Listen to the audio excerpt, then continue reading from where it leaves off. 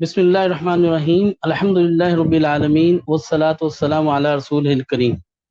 اللہ جل شانہ کا فضل ہے، اس کا احسان ہے، اس کا کرم ہے کہ اس نے ہمیں نبی کریم صلی اللہ علیہ وسلم کی زندگی عطا فرمائی، جو دنیا آخرت کے اندر ہمارے لیے رحمت کا باعث ہے۔ قربانی کا سیزن چل رہا ہے، ذوالحجہ کے ایام گزر رہے ہیں، ایک ایک لمحہ نیکیوں سے بھرپور ہے، ایک ایک لمحہ بخششوں رحمتوں کا باعث ہے۔ دن روزے کے ساتھ گزار لیا جائے، رات عبادت کے ساتھ گزار لی جائے تو سال ہر سال کی عبادت کا اجر ہے۔ جہاں اللہ جل شانہ ہمیں یہ مواقع عطا فرماتے ہیں، ہمارے سال بھر کے اندر بے تحاشا ایام ایسے آتے ہیں جو ایام بہت ہی خوبصورت، بہت ہی اہمیت کے حامل ہیں۔ انہی ایام میں یہ ایام جو کہ عشرہ ذوالحجہ کے ہیں، یہ بھی بہت زیادہ اہمیت کے ہیں اور بہت زیادہ بابرکت ایام ہیں۔ برکت کے مختلف زاویے ہیں، انسان کی آخرت سنورتی ہے، انسان کی زندگی میں آسانیاں پیدا ہوتی ہیں۔ اگر صرف ایک قربانی کے حکم کی بات کر لی جائے تو صرف ایک یہ حکم پورا کرنا کس قدر فائدہ مند ہے، اس کو اگر آپ سوچیں تو عقل دھنگ رہ جاتی ہے، عقل حیران ہو جاتی ہے کہ اس امت کا ہر فرد اس حکم سے معاشی طور پر مضبوط ہو جاتا ہے، ہر فرد کے اوپر تنگی ختم ہونے لگتی ہے۔ ایک قربانی کا حکم پورا ہوتا ہے تو ساری انسانیت کے اندر معیشت کا ایک مضبوط نظام جو ہے وہ مرتب ہو جاتا ہے۔ ایک قربانی کے حکم کے اوپر آپ دیکھیے کتنے شعبہ کے لوگ ایسے ہیں جو بھرپور فائدہ اٹھا رہے ہیں۔ جانور پالنے والا، جانور کی خدمت کرنے والا، جانور کا چارہ بیچنے والا، جانور کو ٹرانسپورٹیشن مہیا کرنے والا، اور جانور کو چارہ مہیا کرنے والا، جانور کی خدمت کرنے والا، جانور کی خرید کرنے والا، پھر آگے جانور کو بیچنے والا، حتیٰ کہ ہر شعبہ کے اندر پھر جانور جب ذبح ہو جائے اور ذبح ہونے کے بعد کتنے غربا ایسے ہیں جن کے ہاں گوشت پہنچتا ہے اور کتنے لوگ اس کے کھال سے فائدہ اٹھاتے ہیں، کتنے لوگ ان کی اوجری سے اور ان کی آنتوں سے فائدہ اٹھاتے ہیں۔ یعنی کہ اگر اس ایک حکم دیکھا جائے تو معیشت کا بہت بڑا نظام یہ قائم کر دیتا ہے، اور انسانیت کو، امت کو معاشی طور پر اتنا بڑا فائدہ کسی اور بزنس کے اندر چند دنوں میں نہیں ہوتا جتنا یہ قربانی کا حکم پورا کرنے سے ہو جاتا ہے۔ چونکہ ہمارا شعبہ طب سے متعلق ہے تو ہم چاہیں گے کہ ہم اس حوالے سے ضرور بات کریں کہ قربانی کا گوشت ہم خود کھائیں گے بھی، اپنے احباب کو بھی کھلائیں گے، عزیز و اقارب کو بھی کھلائیں گے، دوست احباب کو بھی کھلائیں گے، اپنے علاقے کے اندر غریب غربا لوگوں کو بھی کھلائیں گے، اور کوشش یہ کریں گے کہ ہم جس جذبے کے ساتھ قربانی کریں کہ اللہ جل شانہ کا حکم پورا ہو جائے، یہی جذبہ قربانی کے ساتھ پورا سال ہمارے پاس قائم رہے، کہ ہمارے پاس ایثار، ہمدردی، قربانی، معاف کرنا، لوگوں کے کام آنا، ہر وقت خوش رہنا، خوشی کے ساتھ لوگوں میں خوشیاں بانٹنا۔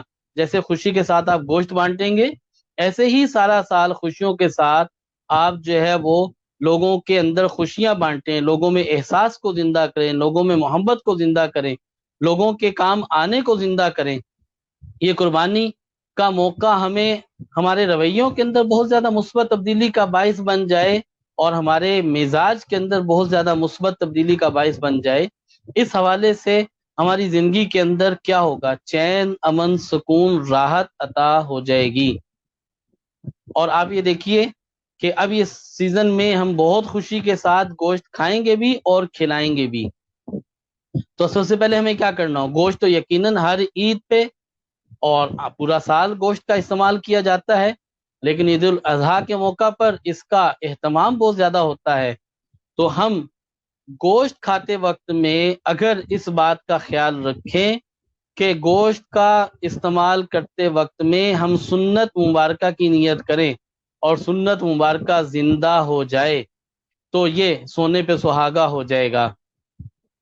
اب دیکھیں حدیث مبارکہ میں آتا ہے جس کا مفہوم یہ ہے کہ سید الطعام بولا گیا ہے، گوشت تمام کھانوں کا سردار ہے، گوشت تمام کھانوں کا سردار ہے، اور ہمارے آپ کے لیے اعزاز کی بات ہے کہ ہم وہ گوشت، وہ کھانا صدقہ کرتے ہیں جو سارے کھانوں کا سردار ہے، یعنی کہ اللہ جل شانہ کو ہم اپنا عمل جو دکھاتے ہیں وہ دکھاتے ہیں جو سب سے اچھی اور عمدہ چیز ہے، گویا کہ کھانے میں جو کھانے کا سردار جس کو کہا گیا ہے وہ گوشت کو فرمایا گیا ہے۔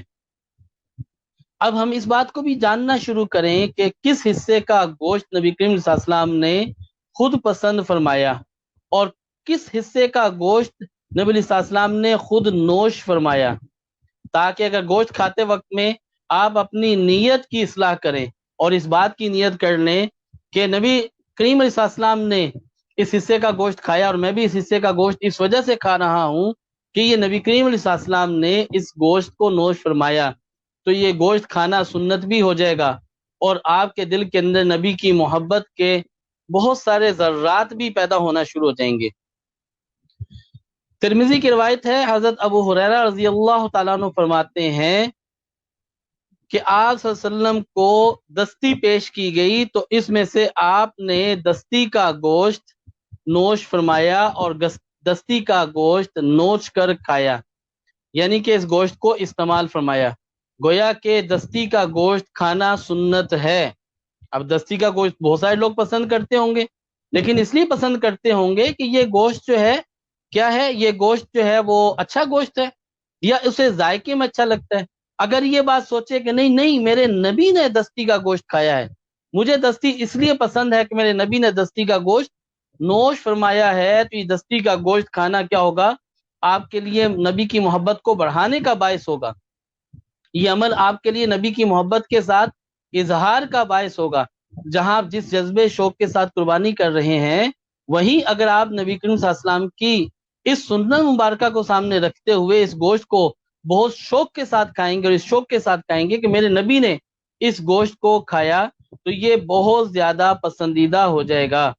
اسی طرح حضرت ابو رافع رضی اللہ تعالیٰ فرماتے ہیں، حضور صلی اللہ علیہ وسلم کے پاس کسی نے بکری ہدیہ بھیجی اور میں نے ہانڈی میں ڈال دی، اور آپ جب تشریف لائے تو ہانڈی میں ابلتا ہوا پانی دیکھ کر دریافت فرمایا اس میں کیا ہے؟ میں نے عرض کیا اے اللہ کے رسول، بکری کا گوشت ہدیہ آیا ہے جو پکنے کے واسطے رکھا ہے۔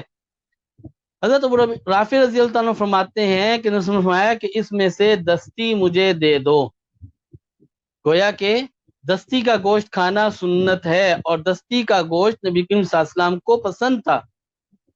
حضرت عبداللہ بن جعفر رضی اللہ تعالیٰ سے منقول ہے کہ نبی کریم صلی اللہ علیہ وسلم نے فرمایا یقیناً بہترین گوشت جانور کی پیٹھ کا گوشت ہے، یہ مسند احمد میں روایت ہے، گویا کہ جسے ہم کہتے ہیں جانور کی پٹھ کا گوشت مشہور ہوتا ہے عام طور پہ، یہ گوشت نبی صلی اللہ علیہ وسلم نے فرمایا کہ یہ بہترین گوشت ہے۔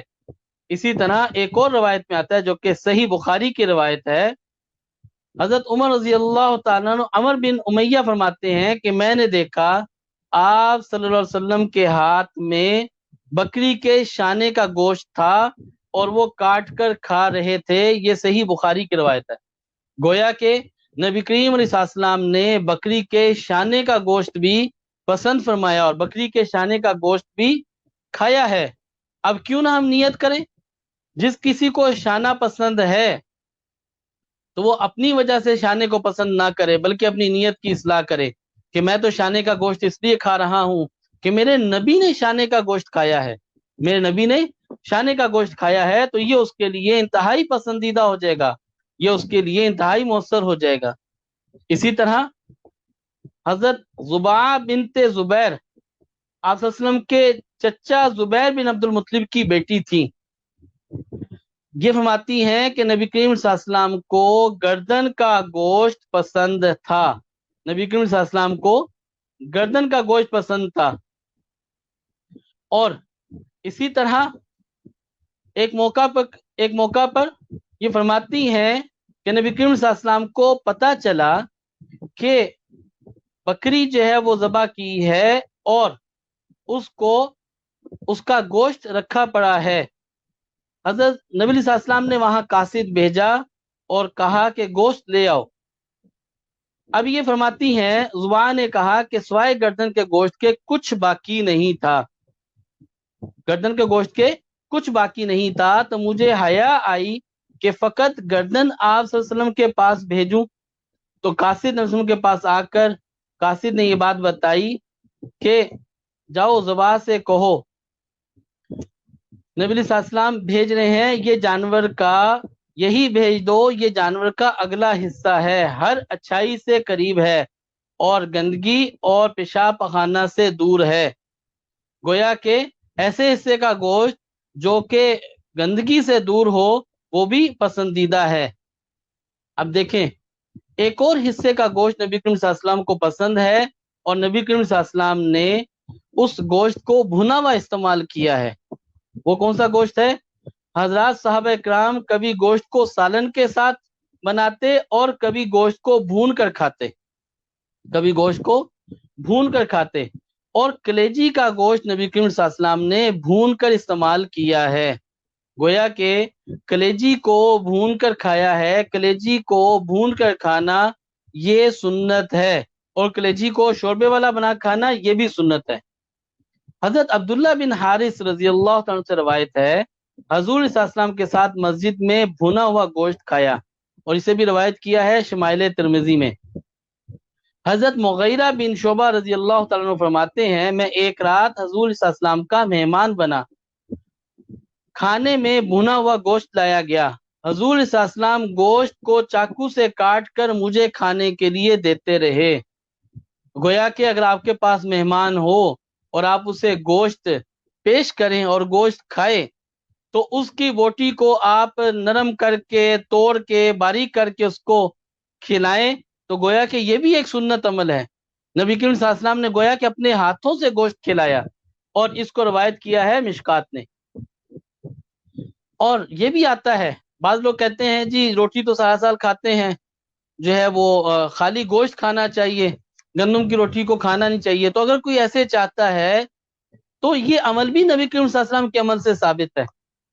एक रवायत में आता है कि नबी करीम सल्लल्लाहु अलैहि वसल्लम बाज औकात गोश्त को बगैर रोटी के भी खाया करते थे, और अरब की भी आदत है कि वो गोश्त को बगैर रोटी के साथ शौक के साथ खाते हैं।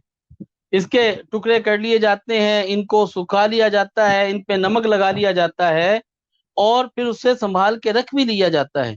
गोश्त को संभाल के रख लिया जाए तो ये ज़ुहद और तकवे के खिलाफ नहीं है। आप भुना हुआ गोश्त पसंद करते हैं, और कुछ साथी तो ऐसे हैं जो कि शोरबेदार गोश्त पसंद करते हैं। चलिए आप अपने शोरबेदार गोश्त के ऊपर भी नियत सुन्नत मुबारका की कर लीजिए।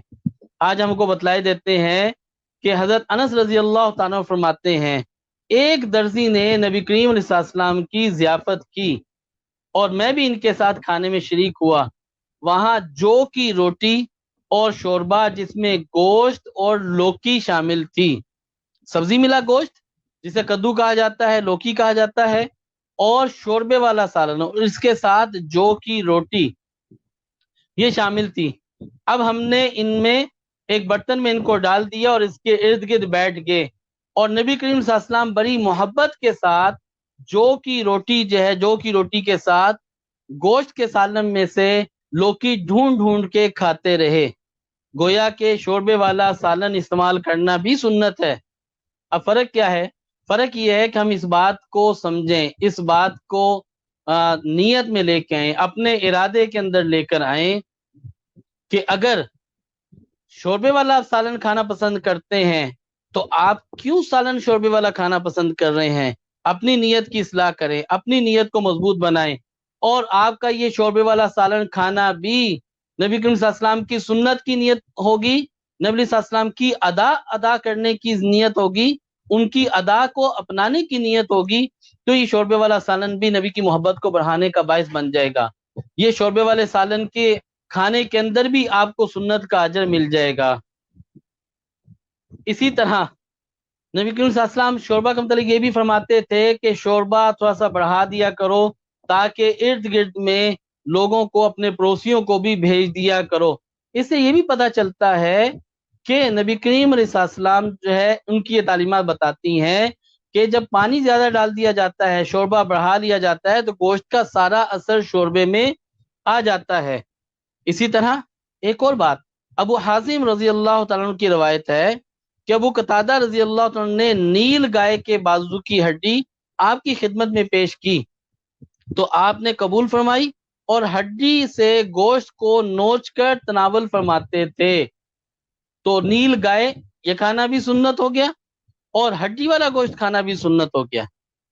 تیسری روایت میں ہے کہ نبی صلی اللہ علیہ وسلم کے سامنے دستی کا گوشت پیش کیا گیا تو نبی کریم صلی اللہ علیہ وسلم دستی کا گوشت جو ہے وہ یہ نوش فرماتے تھے۔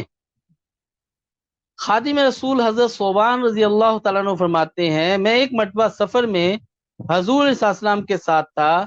حضور علیہ السلام نے بکری ذبح کی اور فرمایا، اے صوبان اس کا گوشت سنبھال کے رکھ لو، محفوظ کر لو، جو کہ محفوظ کرنے کے طریقے کے مطابق تھا۔ آج کل تو فریزر کے اندر، ڈی فریزر کے اندر، فریج کے اندر محفوظ کیا جا سکتا ہے، اس وقت میں گوشت کو خشک کر کے محفوظ کیا جاتا تھا۔ گویا کہ اگر آپ گوشت کو محفوظ کر کے رکھیں تو یہ غلط نہ ہوگا، یہ غلط نہ ہوگا۔ اچھا جی، اب دیکھیں ایک اور زبردست بات، وہ سارے لوگ خوش ہو جائیں جو کہ پائے کے شوقین ہیں، جو چاہتے ہیں کہ ہم پائے کھائیں اور قربانی کے جانور کے پائے بھی کھائیں اور سال بھر میں پائے کھائیں۔ بھائی پائے کھانے والے بھی سنت کی نیت کر لیں۔ نبی کریم صلی اللہ علیہ وسلم نے پائے کھائے ہیں، نبی صلی اللہ علیہ وسلم نے پائے کھائے ہیں، اور یہ کیا ہے؟ یہ بھی سنت ہے۔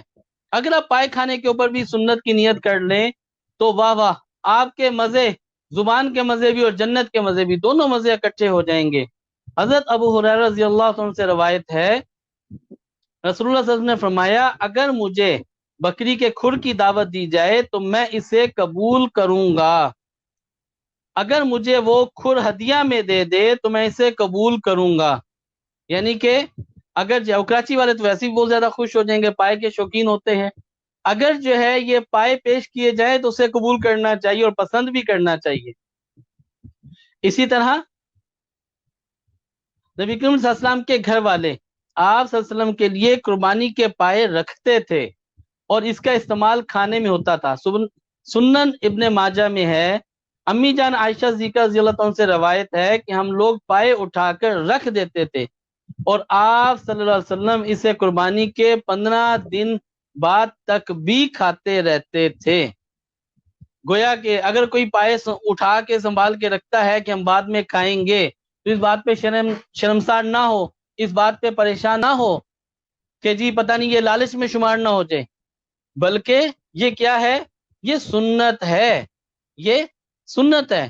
پائے کھانے والے پائے کھانے کے اوپر اس بات کی نیت کریں، اس بات کی نیت کریں کہ یہ پائے کھانا سنت ہے، میں اس لیے پائے کھا رہا ہوں کہ میرے نبی نے پائے کھائے ہیں، تو آپ کا پائے کھانا بھی نبی کی محبت کو بڑھانے کا باعث بن جائے گا اور آپ کو پھر وہ برکات بھی مل جائیں گی جو برکات سنت والی ہیں۔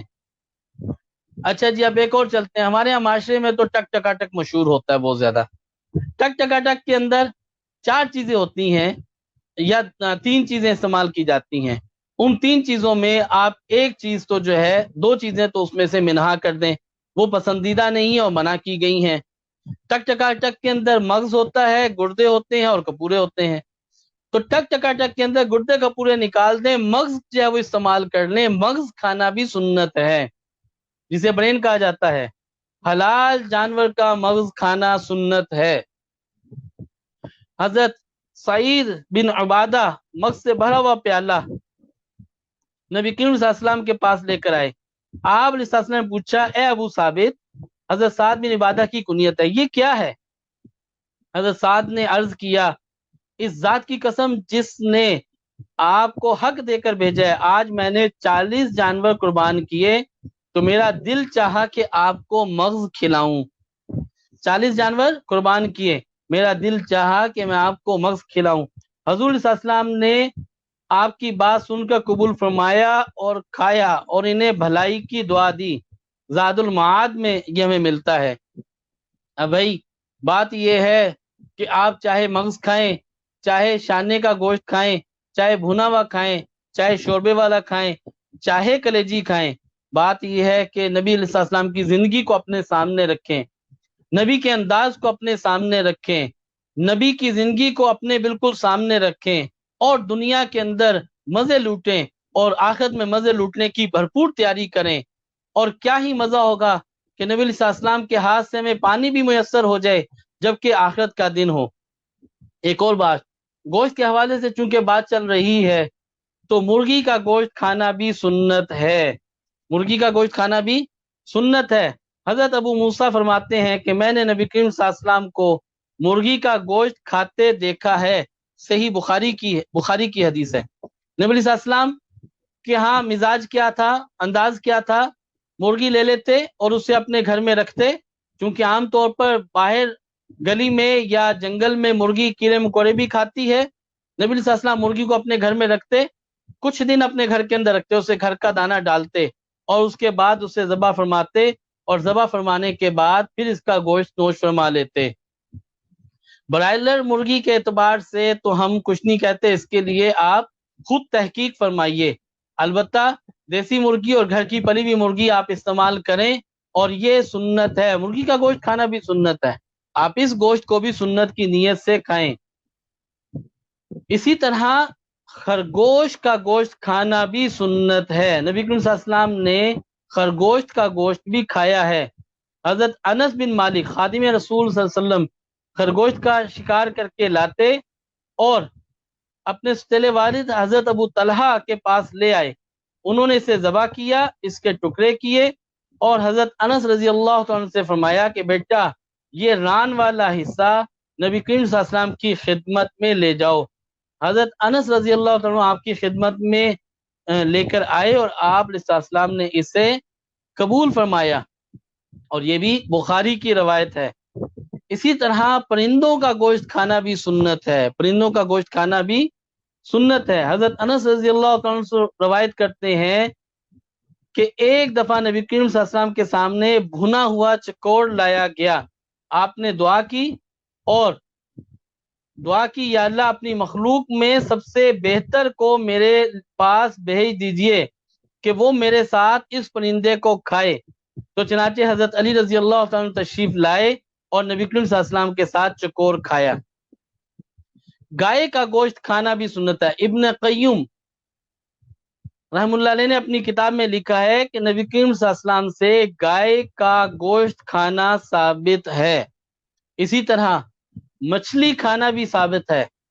حضرت جابر رضی اللہ عنہ فرماتے ہیں رسول اللہ صلی اللہ علیہ وسلم نے 300 سواروں کے ساتھ بھیجا، اور ہمارے امیر حضرت ابو عبیدہ تھے، ہم قریش کے تجارتی قافلے کے ساتھ انتظار میں تھے کہ ساحل سمندر پر ٹھہرے ہوئے تھے، 15 دن ہو گئے، سب کی بھوک کی حالت میں شدت تھی، نوبت یہاں تک آ پہنچی کہ ہمیں گھاس کھانی پڑی، ببول کے درخت کے پتے کھانے پڑے، اور اسی وجہ سے اس لشکر کا نام جیش الخبط پتوں والا لشکر ہو گیا۔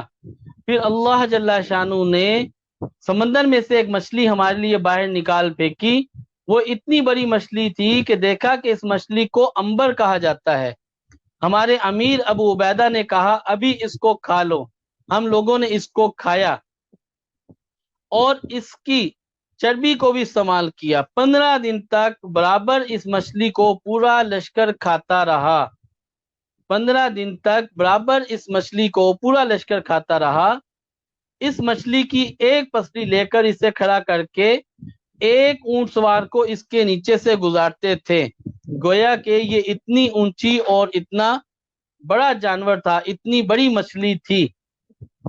یہاں تک کہ ہم لوگ مدینہ طیبہ واپس پہنچے، نبی کریم صلی اللہ علیہ وسلم سے اس کا تذکرہ کیا، آپ صلی اللہ علیہ وسلم نے فرمایا کہ کھاؤ، اللہ نے تمہارے لیے رزق کے طور پر نکالا ہے، اگر کچھ ہے تو ہمیں بھی کھلاؤ، اگر کچھ ہے تو ہمیں بھی کھلاؤ۔ صحابہ کرام نے نبی صلی اللہ علیہ وسلم کے سامنے اسے پیش کیا تو آپ صلی اللہ علیہ وسلم نے اسے کھایا۔ یہ بھی صحیح بخاری کی روایت ہے۔ گویا کہ مچھلی کھانا بھی سنت ہے۔ جو وائٹ میٹ کے شوقین ہیں، مرغی مچھلی کھانا چاہتے ہیں، وہ بھی اس بات کی نیت کریں کہ ہم اس لیے کھا رہے ہیں کہ ہمارے نبی نے اسے کھایا ہے۔ 7 چیزیں گوشت کے اندر ناپسندیدہ ہیں جنہیں پسند نہیں کیا گیا. جو نبی صلی اللہ علیہ وسلم کو ناپسند تھی وہ ہے ذکر یعنی کہ جانور کا عضو تناسل، خصیتین جسے ٹیسٹیز کہا جاتا ہے کپورے، مثانہ جس میں پیشاب اکٹھا ہوتا ہے، مادہ جانور کی شرمگاہ اور غدود، اور بہنے والا خون اور پتا. یہ وہ 7 اعضاء ہیں جو ناپسند کیے گئے ہیں، جو ناپسند کیے گئے ہیں، لہذا ان کو کھانے سے اوائڈ کرنا چاہیے اور ان سے احتراز کرنا چاہیے. اب کچھ بات کر لیتے ہیں کہ ہم گوشت کو خوب کھائیں اور سنت کی نیت سے بھی کھائیں اور اس نیت سے بھی کھائیں کہ نبی علیہ السلام نے کھایا ہے، اور اپنی زندگی کے ہر عمل کو نبی کریم صلی اللہ علیہ وسلم کے عمل کے ساتھ بدلنے کی کوشش کریں. اپنے عمل کو چھوڑ دیں، نبی کے عمل کو، نبی کی ادا کو اختیار کر لیجئے. اب وہ احباب جو کہ گردے کے مریض ہیں، ہائی کولیسٹرول کے مریض ہیں، یورک ایسڈ کے مریض ہیں، عمومی طور پر ڈاکٹر کہتے ہیں کہ آپ نے گوشت کے قریب بھی نہیں جانا، یا وہ لوگ جو گوشت کھاتے ہیں تو اس کے بعد انہیں گوشت کی وجہ سے کچھ تکلیف یا پرابلم ہونے لگتی ہے، ان کے لیے ایک تو یہ کہ آپ گوشت کی مقدار قدرے کم کھائیے. دوسرا ایک نسخہ آپ کو بتا دیتے ہیں، اس نسخے کو استعمال کرنا شروع کیجئے. ایک سیب لے لیجئے، اسے کدو کش کر لیجئے یا باریک کاٹ لیجئے اور اس میں 1 لیمو کا ارک ڈال دیجئے اور 1 انچ کا ادرک کا ٹکڑا ڈال لیں، تھوڑا سا پانی ڈال کے اسے شیک کر لیں، دن میں 1 یا 2 دفعہ یہ پی لیں. اس کے استعمال سے گوشت کی وجہ سے جو تکالیف ڈیولپ ہوتی ہیں وہ آپ کی کنٹرول ہو جائیں گی. اور اگر گوشت کھانے کے بعد آپ گڑ کا استعمال کریں اور ادرک کا استعمال کریں تو اس سے بھی گوشت کی تکالیف آپ کو نہیں ہوں گی. اس دعا کے ساتھ کہ اگر ہم اللہ جل شانہ کے احکامات کو اختیار کریں اور نبی کریم صلی اللہ علیہ وسلم کے ہر طریقے کو اختیار کرنا شروع کریں تو اس سے ہماری دنیا بھی اچھی ہو جائے گی، آخرت بھی اچھی ہو جائے گی، اور مسلم امہ کے اوپر جتنی پریشانیاں تکالیف ہیں اللہ جل شانہ انہیں دور فرمائے. یقیناً جب آپ سنت کا راستہ اختیار کریں گے تو اللہ جل شانہ آپ کی زندگی میں چین، امن، سکون، راحت کو عطا فرمائیں گے. اور یہی انسان کی زندگی کا سب سے بڑا سرمایہ ہے. انسان دنیا میں صرف اور صرف اللہ کو راضی کرنے کے لیے آیا ہے. اللہ کی رضا، نبی صلی اللہ علیہ وسلم کے طریقوں کو، ان کی اداؤں کو اختیار کیے بغیر ممکن نہیں. اللہ جل شانہ ہم سب کا حامی و ناصر ہو اور ہمیں لمحہ لمحہ نبی صلی اللہ علیہ وسلم کی اداؤں کو اختیار کرنے کی توفیق عطا فرمائے. آمین ثم آمین.